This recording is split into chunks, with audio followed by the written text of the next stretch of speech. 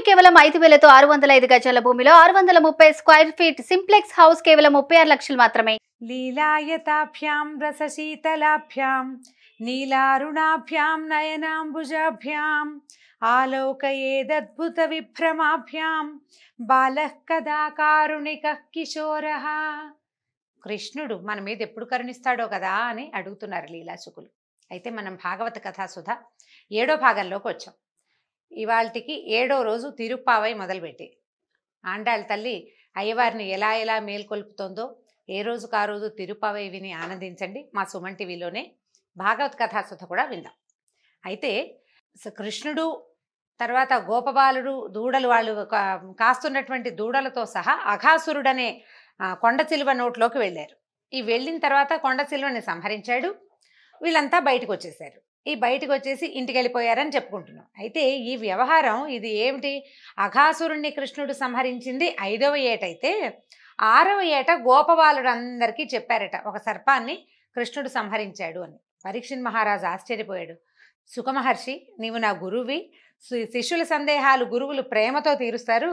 కృష్ణుడు 5వ ఏట అఘాసురుణ్ణి సంహరిస్తే 6వ ఏట ఆ కథ గోపకులంలో ఎలా తెలిసింది?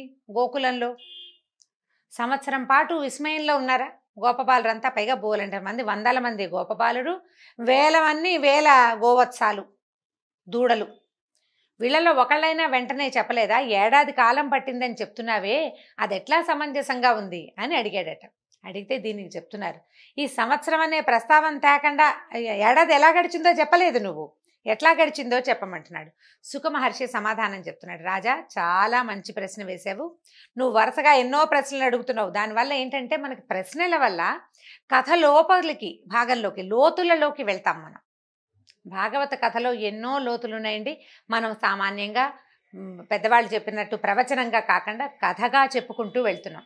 పిల్లలు కూడా వింటారన్న భావనతోటి ఎక్కువ భాగవత విశేషాలు భగవద్ విశేషాల జోలికి పెద్దగా వెళ్ళటం లేదు, సుమారుగా వెళ్తున్నాం. అయినా కూడా పరీక్షిత్ మహారాజు సుఖమహర్షిని అడిగిన విశేషాలు తప్పకుండా తెలుసుకోవాలని భావించి ఈ విషయం చెప్తున్నాను అనమాట. అయితే ఈ రాక్షసుడు చనిపోయాడు, అఘాసురుడు. అతన్ని వధించే సమయానికి కృష్ణుడికి 5 సంవత్సరాల వయసే ఉంది. ఆ దేవతలు ఆనందం పట్టలేకపోయారట. ఇంత పెద్ద సర్పాన్ని చిన్న బాలక రూపంలో ఉన్న విష్ణువు వధించటం అనేది చాలా పరమాద్భుత లీలగా అనిపించింది. వాళ్ళు పైనుంచి ఆనకాలు దుందుబులు దేవదుందుబులు మోగినాయి, పైనుంచి పుష్పవృష్టి కురిసింది, అందరూ ఆనందించారు. ఈ గోకులాన్ని రక్షించడానికి కృష్ణుడు చేస్తున్న అద్భుతమైన చేష్టలు, ఆశ్రితుల పట్ల ఆయన చూపించే అపరిమితమైనటువంటి కరుణ, ఇవన్నీ ఆనందంగా అనిపిస్తోంది. అయితే ఈ గోపాలుడిని రక్షించటానికి కృష్ణుడు ఇంకా ఎంత దూరం వెళ్తాడో చూడాలనిపించిందట సృష్టికర్త అయిన బ్రహ్మదేవుడికి. ముందు ఒక రాక్షసిని చంపాడు, తర్వాత ఇంకొకరిని బండిని తన్నాడు, తర్వాత తృణావర్తుడితో వెళ్ళాడు, ఆ తర్వాత ఒక కొంగని చంపాడు. ఎంతమందిని చంపుతున్నాడు? కొంగని దూడ రూపంలో వచ్చిన వాళ్ళని ప్రతి వాళ్ళని సంహరించి ఈ తనతో ఉన్నటువంటి గోపాలుడిని రక్షించే ప్రయత్నం చేస్తున్నాడు. ఇంకా ఎక్కడికి వెళ్తాడు, ఇంకేం చేస్తాడో చూడాలనుకున్నాడు బ్రహ్మదేవుడు. ఏం చేశాడు? ఈ అఘాసుర సంహారం తర్వాత కృష్ణుడు ఏం చేశాడట, తన మిత్రుల్ని దూడల్ని అందరినీ యమునా నదికి తీసుకొచ్చాడు. యమునా తీరానికి భోజనం చేసి ఆడుకుందాం అనుకున్నారు. సరే, వీళ్ళు ఏం చేశారు, దూడలకి నీళ్లు తాగిచ్చి వాటిని మేతలకు వదిలిపెట్టేశారు. వదిలిపెట్టి సద్దులు తెచ్చుకుంటారు. రోజు పొద్దున్నే కదా వీళ్ళు బయలుదేరి వచ్చేది, సద్దన్నం తెచ్చుకుంటారు. బాగా ఎండెక్కే వేళకి ఇంటికి వెళ్ళిపోతారనమాట, లేదా ఎండెక్కి చల్లబడే వేళకి పొద్దుటికి ఒక మూట, మధ్యాహ్నానికి ఒక మూట కూడా కడతారు. వీటి పొద్దున్నే వచ్చేసేటప్పుడు చద్దెన్నాలు మూట కట్టి తెచ్చుకున్నారు. ఏం చేశారు, చక్కగా అన్నీ ఎవరి మూట వాళ్ళు ఊడదీశారు. ఎవరి మూట వాళ్ళు ఊడదీసి కొందరి దగ్గర పెరుగన్నం ఉంది, కొందరి దగ్గర రాత్రి చేసిన పులిహార ఉంది, ఇంకొందరు పెరుగన్నాలు రకరకాలు తెచ్చుకున్నారు. ఈ పెరుగన్నంలో నలుచుకోవడానికి ఊరగాయలు కూడా తెచ్చుకున్నారు. మరి పెరుగన్నం ఒట్టిగా తింటే డెక్క పట్టేస్తుంది, తప్పకుండా నలుచుకుందుకు ఏదైనా కావాలి. ఈ వేళ్ల సందులో ఊరగాయ ముక్కలు పెట్టుకుని ఇట్లా ఒక ముద్ద తినటం, ఊరగాయని నాలికతోటి చప్పరించటం అనమాట. కృష్ణుడికి చూపిస్తున్నారు ఇట్లా తినాలి, ఇట్లా తినాలని. ఈయన ఏం చేశాడు, చక్కగా ఈ వర్తులాకారంలో కూర్చున్నారు పిల్లలంతా. బ్రహ్మదేవుడు చూస్తున్నాడు కృష్ణుడు ఎట్లా ఉన్నాడా అని. ఈయన వేణువును ఏం చేశాడు, ఫ్లూట్ ఊదుకుంటూ తిరుగుతుంటాడు. వేణువుని గురించి మళ్ళీ చెప్పుకుందాం ఇంకొకసారి. ఆ వేణువుని నడుముకున్న దట్టిలో దూపాడు. కొమ్ము బూరాన్ని బెత్తాన్ని సంకలో పెట్టుకున్నాడట. బూరా ఊదాలి, ఎవరెవరు ఎక్కడున్నారో పిలుపు కోసం. ఆ బూరా ఊదంగానే అందరూ పలుకుతారు. అక్కడి నుంచి ఈ దూడల్ని తోలడానికి చిన్న బెత్త ఉంది, ఎడం చేతిలో సంకలో పెట్టుకున్నాడట. అరిచేతిలో పెరుగన్నం తెల్లగా, అక్కడి నుంచి వేళ్ల మధ్య ఎర్రటి ఊరగాయ పెట్టుకుని తింటున్నాడు. ఈ బాలుడందరూ ఒకళ్ళ చేతుల్లో ఒకళ్ళు లాగేసుకుంటున్నారు. ఒరే నీ ఊరగాయ బాగుంది, మీ ఇంట్లో బాగుంటుంది, మీ అత్తయ్య బాగా చేస్తుంది, ఇట్లా మాట్లాడుకుంటూ ఆ ఒకళ్ళ దాంట్లోంచి ఒకళ్ళు తీసుకుంటున్నారు. చద్దెన్నాలు ఎంగిలన్నాలు తింటున్నాడు కృష్ణుడు వీళ్ళతో పాటు. ఈయన అరచేతిలో ఉన్నది ఎంత బాగుందో అనగానే ఇంకొక పిల్లవాడు ఎవడు ఏది ఏది నాకు చూపించు అంటే ఈయన ఇప్పటిదాకా ఈయన ఆస్వాదించిన ఊరగాయ రుచి ఇంకో పిల్లాడు ఆస్వాదిస్తున్నాడు. ఇలా ఎంగిళ్లతోటి పెరుగన్నాలు చద్దన్నం తింటును కోలాహలంగా ఉన్నటువంటి కృష్ణుడిని చూసి ఏమనుకున్నాడు ఆయన, పవిత్రమైన యజ్ఞభాగాలు స్వీకరించే శ్రీమన్నారాయణుడు సద్దన్నం తింటున్నాడు, అది కూడా బాలురు, మానవ బాలురు, వాళ్ళ ఎంగిలి.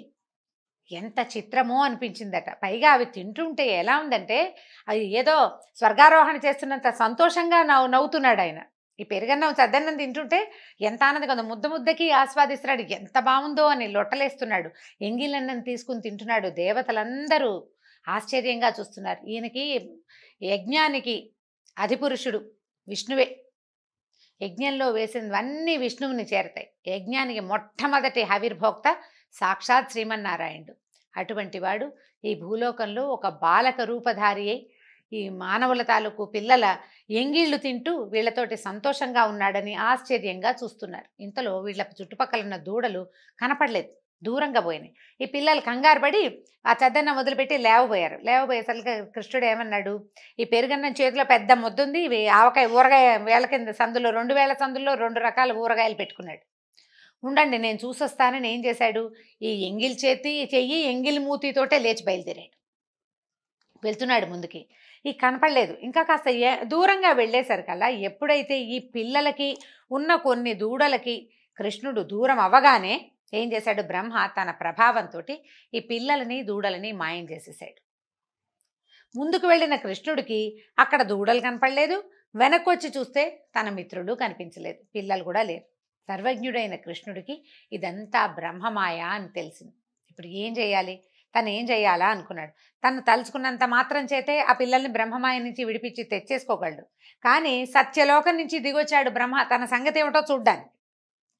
ఈ కృష్ణుడు ఎంత దూరం వెళ్తాడో, ఈ కృష్ణమాయ ఏమిటో, ఆయన ఎలా ఇక్కడ తన లీలలతో ప్రవర్తిస్తున్నాడో చూడాలని స్వయంగా సత్యలోకం నుంచి బ్రహ్మదేవుడు వచ్చేస్తే ఆయన సరదా ఎందుకు పోగొట్టాలి? భగవంతుడు ఎవ్వరి సరదాలు పోగొట్టడు. ఈ బ్రహ్మదేవుడు సరదా పోగొట్టకుండా ఉండడానికి ఏం చేశాడు, ఆయన ఎంత అత్యద్భుతమైనది చేశాడు చూడండి. బ్రహ్మమాయ తొలగించటము పనికి వద్దనుకున్నాడు. తొలగించకపోతే కుదరదు. సాయంకాలం అయ్యేసరికల్లా పిల్ల జల్ల అందరూ ఇల్లు చేరాలి కదా. ఈ దూడలు తోలుకొచ్చిన చిన్న పొన్న పిల్లలు 5-5 ఏళ్ల నుంచి 10-12 ఏళ్ల దాకా ఉన్నారు. ఈ పిల్లలంతా దూడలు, వీళ్ళందరూ ఇల్లు చేరకపోతే, దూడలు లేకపోతే ఆవులు ఏడుస్తాయి, పిల్లలు రాకపోతే తల్లులు ఏడుస్తారు. ఏం చెయ్యాలా అని ఆలోచించి ఏం చేశాడు, ఒకే ఒక ఉపాయం ఏంటంటే బ్రహ్మమాయకి ప్రతిక్రియ విష్ణుమాయే అని భావించాడు. అందుకని ఏం చేశాడు, అటు విధాతకి వేడుక కలిగించాలి, గోకులంలో అందరినీ హాయిగా సంతోషంగా ఉంచాలి. అందుకని ఏం చేశాడు, జగత్ సృష్టికర్త అయిన కృష్ణుడు వెంటనే తానే వందలాది గోపబాలుడుగా మారిపోయాడు. తానే వేలాది లేగదూడలైపోయాడు. ఎందరు బాలుడు ఉండాలో అందరూ, ఎవరి ముక్కు ఎవరి మొహం ఎవరి మూతి వాడిదే, అదే రూపం అదే రంగు అదే గంతుతోటి ఆ బాలుడైపోయాడు. ప్రతి బాలుడి రూపము తనే ధరించాడట కృష్ణుడు. సరిగ్గా ఆ రోజు ఎవరెవరు ఏ వస్త్రాలు ధరించి వచ్చారో, ఎవరు ఎలాంటి సెలగోల ఎలాంటి కర్ర ఎలాంటి కట్టె పుచ్చుకొచ్చారో అవే రకాలతోటి ఏమీ మార్పు లేకుండా వాళ్ళు తెచ్చిన కొమ్ముబూరాలు, వాళ్ళు తెచ్చిన బెత్తాలు, ఎవరు ఏ చద్దన్నం తింటుండగా మాయమయ్యారో అదే చద్దన్నం ముందు పిల్లలు ప్రత్యక్షమయ్యారు. ఆ పెరుగన్నము ఆ ఊరగాయ ముక్కలతోటే కృష్ణుడు తయారయ్యాడు. అందరూ తయారైపోయారు. అయిన తర్వాత ఏముంది, లేగదూడలు, మొత్తం లేగదూడలని ఎన్ని మాయమయ్యాయో అన్నీ వచ్చేసాయి. అన్ని లేగదూడలు అవే. ఏ దూడకి ఏ రంగో, ఏ దూడకి ఎక్కడ ఏ మచ్చ ఉందో, కొన్నిటికి ముఖం మీద మచ్చ ఉంటుంది, కొన్నిటికి వీపు మీద మచ్చలు ఉంటాయి, కొన్నిటికి కాళ్ళ దగ్గరే బ్రౌన్ కలర్ కనిపిస్తుంది, కొన్ని మొత్తం అంతా బ్రౌన్గా ఉండి కపిల గోవులు, ముఖం మీద మాత్రం శ్రీవత్సమలే చిన్న తెల్ల మచ్చ ఉంటుంది. అట్లా ప్రతి దూడ దాని స్వస్వరూపంతో ప్రవర్తిల్లేలాగా వచ్చేసాడు. మొత్తం కృష్ణ రూపాలే. అక్కడి నుంచి సర్వం విష్ణుమయం అయిపోయింది. ప్రపంచమంతా విష్ణుమయమే, విశ్వమంతా విష్ణుమయమే. విష్ణువు కానిది ఏది లేనే లేదు. ఆ వాక్యాన్ని ప్రత్యక్షంగా నిరూపిస్తున్నట్టుగా స్వామి తనే దూడలుగాను గోపబాలురుగాను మారిపోయాడు. సరే తనలో మరి ఇప్పుడు ఇంతమంది పిల్లలు కూర్చుంటే తనే మాట్లాడుకుంటున్నాడు తనతోటి. తనతో మాట్లాడుకుంటూ తనే అందరి బదులు చద్దన్నాలు తిన్నాడు. తర్వాత తనతో తనే ఆడుకున్నాడు. ఈ పిల్లలందరితోటి మరి ఆడుకుంటున్నాడు కదా, అందరితోటి తనే అందరిగా అయ్యి ఆటలాడాడు. తర్వాత సాయంకాలం అయ్యేసరికల్లా ఈ గోపబాలుడుగా గోవత్సాలుగా ఉన్న తనను తాను అదిలించుకుంటూ తనను తాను తోలుకుంటూ రేపల్లెకి చేరాడు. వ్రజం చేరిపోయేసరికల్లా ఏ తల్లి బిడ్డ ఆ తల్లి ఇంట్లోకి వెళ్ళిపోయాడు యథాప్రకారం. ఏ గోశాలలో ఏ దూడ ఉండాలో ఆ గోశాలలోకి ఆ దూడలు వెళ్ళిపోయినాయి. అక్కడ కట్టేశాడు. అందరూ తల్లులకి దూడలు ఆవులకి ఏమి తల్లులు సాయంత్రం అయ్యేసరికి, నాయనా వచ్చావరా, ఎండలో తిరిగావా, మొహం మాడిపోయిందేమి, అన్నం సరిగ్గా తినలేదా, నీ అన్నం ఎవరైనా లాగేసుకున్నారా, మొహం నల్లగా పెట్టుకున్నావు ఎందుకురా, ఎవరైనా కొట్టారా, ఇలా రకరకాల ప్రశ్నలు వేస్తాం మనం. స్కూళ్ళ నుంచి వచ్చిన పిల్లలకి 100 ప్రశ్నలు సంధిస్తాం. ఎండలో ఈ గొడ్లను తోలుకుని బుడ్డాళ్ళని ఏమనాలి, వాళ్ళని ఇంకా బోల్డ్ ప్రశ్నలు వేయాలి. ఏ తల్లికి ఆ తల్లి ప్రశ్నలు వేసుకున్నారు. పిల్లల్ని తీర్చారు, స్నానాలు చేయించారు, ఏదో మొహాన్ని బొట్టు పెట్టి ఎవరికి వాళ్ళు అన్నాలు తినిపించుకునే ప్రక్రియలో పడ్డారు. దూడలు తల్లుల దగ్గరికి పరిగెత్తినాయి. ఆవులు పొదుగుల నుంచి వాటంతటవే పాలు స్రవిస్తూ దూడల్ని ఆనందంగా, నాకు పొద్దు నుంచి దూడని మరి ఆనందంగా ఉంటుంది కదా ఆవుకి, ఇలా అందరినీ సంతోషపెట్టాడు. ఆ రోజు నుంచి ప్రతిరోజు ఉదయం బయలుదేరి దూడలై అడవిలో పచ్చికమేసి గోపబాలురై ఆ దూడల్ని మేపి సద్దులు తిని ఆడుకుని యమునా నదిలో ఈతలు కొట్టి సాయంత్రం అయ్యేసరికి ఇల్లు చేరేవాడు కృష్ణ పరమాత్మ. ఈ వందలాది గోపబాలుడు వేలాది గోవత్సముల రూపంలో ఆయనే చేశాడు ప్రతిరోజు. అదే ఈ క్రమంలో ఎలా అయిందంటేట, ఈ భగవత్ స్వరూపమే ఈ రకంగా బాలుర రూపంలో గోవత్సాల రూపంలో ఉండేసరికి తల్లులకి పిల్లల మీద అపారమైన ప్రీతి పెరిగిపోయిందట. ఒక క్షణం పిల్లాడు అటు ఇటు కనుమరుగైతే ఒక సహించలేని తనం వచ్చేసింది. ఆవుల పాలు విపరీతంగా పెరిగిపోయినాయట. అసలు ఆ దూడల్ని వదిలిపెట్టలేనట్టుగా అయిపోయినాయి. ఎంత ప్రీతో తల్లులు పిల్లల్ని వదలలేరు, ఆవులు దూడల్ని వదలలేవు. సాక్షాత్ భగవత్ స్వరూపం అవడం వల్లే ఇది సంభవించిందనమాట. క్రమంగా రోజులు గడుస్తున్నాయి. 1 ఏడాది అయిపోయింది. అయ్యేసరికల్లా ఇంకా ఎట్లా అవుతుందంటే, ఒకరోజు బలరామకృష్ణులు ఈ లేగల్ని తోలుకుని వెళ్ళి, బలరాముడు ఉన్నాడు వీళ్లతో పాటే, ఆయన బాగానే ఉన్నాడు, ఆయనకి ఏం అవ్వలేదు. అక్కడ దూడలు పచ్చిక మేస్తూ తిరుగుతున్నాయట. పక్కనే ఉన్న గోవర్ధన పర్వతం మీదకి గొడ్లను తీసుకెళ్తారు, ఆవుల్ని అక్కడికి తీసుకెళ్తారనమాట. వాటిని పెద్దవాళ్ళు మేపుతారు, పిల్లలు కింద పచ్చిక బయళ్ళల్లో ఉంటారనమాట. ఈ పైన కొండ మీద ఉన్న ఆవులకి కింద ఉన్న దూడలు కనిపించేసరికల్లా దూడల్ని చూసేసరికి ఇంకా ఆగలేక అవి పైనుంచి కొండ మీద నుంచి దిగి పరిగెత్తుకుంటూ వచ్చేసింది. ఈ గోపాలకురైనటువంటి పెద్దవాళ్ళు చాలామంది ఉన్నారు, వాళ్ళు అసలు ఆపలేకపోయారట ఆవుల్ని. అంత పరిగెత్తుతున్నా ఎందుకో సాయంకాలం అయ్యేసరికి ఎట్లాగో దూడలు స్థిమితంగా ఉంటాయి, ఆవులు అవి పరిగెత్తవు దూడల కోసం. అంత స్థిమితంగా ఉండే గోమాతలు ఎందుకంత ఉత్సాహపడి ఉద్రేకపడి తమ వత్సాల కోసం పరిగెడుతున్నాయో వాళ్ళకి అర్థం కాలేదు. వాళ్ళు ఆపలేకపోయారు. కృష్ణుడు బలరాముడు చూస్తూనే ఉన్నారు. ఈ పరిగెత్తుకుంటూ కిందకు వచ్చిన ఆవులు ఈ దూడలకి పాలిస్తూ ఆ దూడల దగ్గరికి పరిగెత్తుకుంటూ వెళ్ళిపోయినాయి అనమాట పాలివ్వడానికి. వాటిని ఏముంది, ఆవులు దూడని పరామర్శించే పద్ధతి ఏమిటంటే నాలుగుతో నాకి ఇది బాగుందా, సేఫ్గా ఉందా లేదో చూసుకుంటే. అందరూ ఆశ్చర్యపోయారు. సరే, అక్కడి నుంచి ఆ పైనుంచి గోపాలుడు కూడా దిగొచ్చారు. ఆవులు వచ్చేసారు కదా, ఆవులతో పాటు గోపాలుడు దిగొచ్చి కింద తమ పిల్లలు కనపడేసరికల్లా ప్రతి తండ్రి తన పిల్లాన్ని కావలిచ్చుకుని సంవత్సరం తర్వాత కనపడ్డవాడిని చూసినట్టుగా ప్రేమగా కావలిచ్చుకుంటారు. పొద్దునే వెళ్ళారు పిల్లలు. ఒక 3-4 గంటల ఉంటుంది అంతే. ఈ 3-4 గంటల విరహాన్ని కూడా తట్టుకోలేనంత అవ్యాజమైన ప్రీతి ఆ భగవత్ స్వరూపులైన పిల్లల మీద దూడల మీద కలిగిందట. అయితే ఈ బలరాముడికి ఆశ్చర్యం వేసింది. ఇదేదో మాయలా ఉంది, ఇలా ఎప్పుడూ జరగలేదు. కింద దూడలు మేయటం పైన ఆవులు మేయటం ఎప్పుడూ ఉంది. పిల్లలు కింద చిన్న దూడల్ని తోలుతూ ఉంటారు, నాన్నలు పైన ఈ గోవర్ధన పర్వతం మీద నిలబడి ఆవుల్ని మేపుతుంటారు. వాళ్ళు పరిగెత్తుకురాలా, అవి పరిగెత్తుకురాలేదు ఎప్పుడు, ఏమిటి మాయ అని. ఇలాంటి మాయ ఎవరు ప్రయోగించగలరు? ఇది రాక్షస మాయ కాదు. రాక్షస మాయలోకి దిగిన మనుషుల ప్రవృత్తి వేరే ఉంటుంది. ఇది అసలు ప్రేమ కురిసిపోతోంది ప్రవాహం అని ఈయన ఆలోచించుకుని చూశాడట. బలరాముడు అందరి వైపు చూస్తే ప్రతి ముఖంలోనూ శంఖచక్రధారి పీతాంబరుడు అయిన సర్వాలంకార శోభితుడైన శ్రీమన్నారాయణుడే కనిపించాడు. ఆయన అనుకున్నాడు, విష్ణుమాయ నా స్వామి చేయగలడు ఇంత మాయ, సామాన్యుల వల్ల అవుతుందా? ఎవరైనా చేయగలరా? ఇంతమందిని మాయ చేయటం ఎవరి వల్ల అవుతుంది?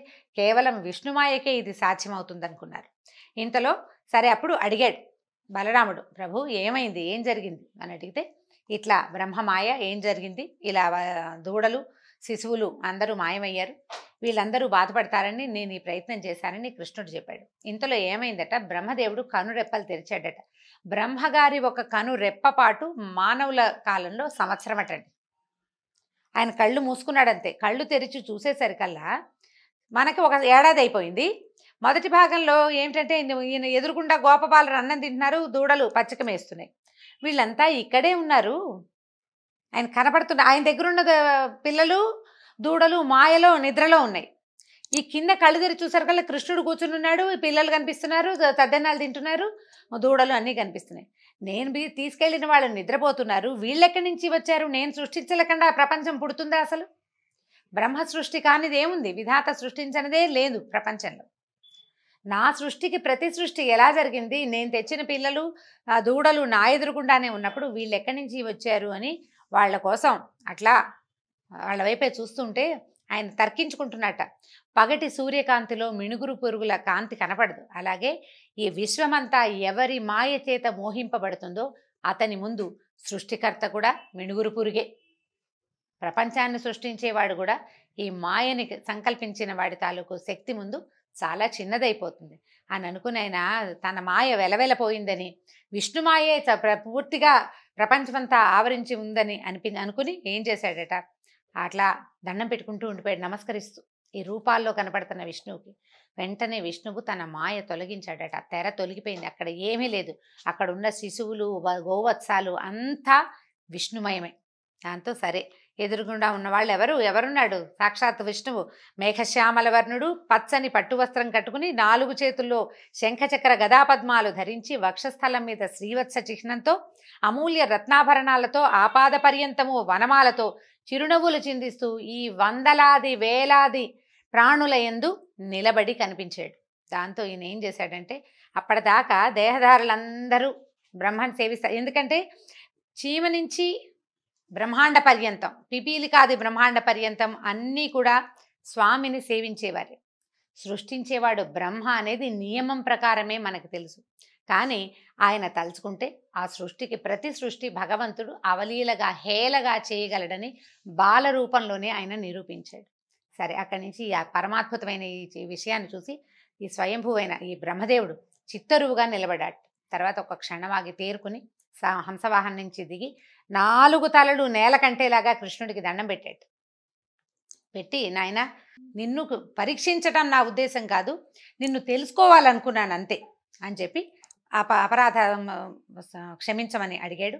దూడలు బాలురు ఏడాది క్రితం ఎక్కడ ఉన్నారో వాళ్ళని అక్కడికే వచ్చేలాగా చేసేసాడు. అప్పుడే మూటల్లోంచి తీస్తున్న పెరుగన్నము, ఆవకాయన్నము, పులిహార, చద్దన్నాలు అన్నీ సేమ్ డిటో అలాగే ఉన్నాయి, ఏమీ మార్పు లేదు. సంవత్సరం గడిచిందని బలరామకృష్ణులకి మాత్రమే తెలుసు, మిగిలిన బాలుడికి ఎవ్వరికీ తెలియదు. ఇక దూడల్ని వెతికి అంత తొందరగా వచ్చేసావు, క్షణంలో దూడలు తోలుకొచ్చేసావు కృష్ణ, నువ్వెంత చురుకో, నీలాగా చేయగలిగేవాడు ఎవడూ లేడు అని చెప్పేసి అందరూ పిల్లలంతా అనుకున్నారు. నువ్వు ఇప్పుడే రావు, నువ్వు వచ్చే లోపల నీ పెరుగన్నం తినేద్దాం అనుకున్నాము, నీ పెరుగన్నం కూడా మేమే తినేద్దాం అనుకున్నావు, యశోదమ్మ పెరుగన్నం చాలా బాగా కడుతుంది, కానీ నువ్వు మాత్రం భలే వచ్చేసావు, అన్నం మీద మోహంతో వచ్చేసావు అనేసి నవ్వుద్దు ఏడిపించారు అందరూ. అవునన్నాడు. 5-6 సంవత్సరాల పిల్లవాడు ఎట్లా స్పందిస్తాడో అలాగే స్పందించాడు కృష్ణుడు.